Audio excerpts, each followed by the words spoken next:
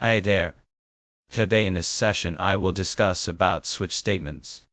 Unlike the if-else statement, the switch has multiple parts of execution. Moreover, it evaluates the expression based on some of the primitive types or class types and matches their value with its cases. Basically, we use switch case in the case of menu-driven applications where we have multiple cases. Whichever case gets evaluated to true, that will be printed or executed. If no case needs the result, just like else block, we have a default case to be executed. You can see that here we have three cases. Whichever case evaluates to true as per the condition will be true and printed. If none of the case gets evaluated as per the given condition or the choice, then that default block gets executed. Basically, switch statements are moreover used in the case of multiple choice conditions.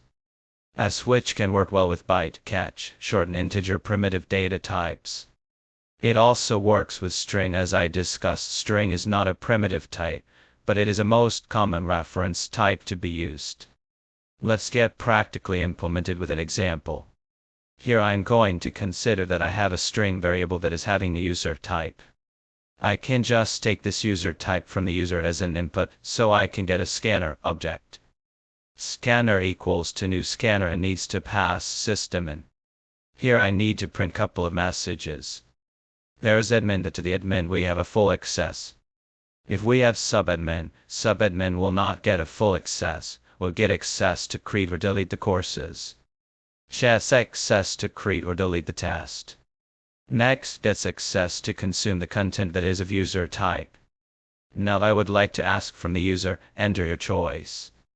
Says scanner next line whichever is best optimal for you.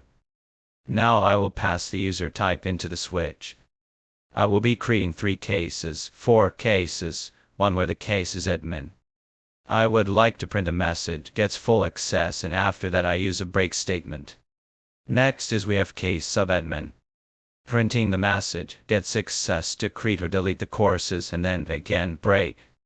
Case test prep. Printing the output, gets access to create or delete the test and then again break. The last case is of user where I am printing the message. You can only get access to consume the content. If none of the case matches, then comes to the default and print that you cannot access any content system out printed. You are a trial user. Whichever case gets satisfies with the user type being entered into the switch case gets satisfied and executed, and then break statement says that just scope is lost and we will be out of the switch statement. That's how the switch statement works. Let me just run this for you. I just wanted to say that the user is admin. You can see that it's getting a full access. If I run this once again, I see it's a test prep, then it gets access to create and delete the test.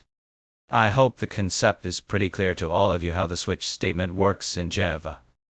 Until next time, see you soon. Stay tuned.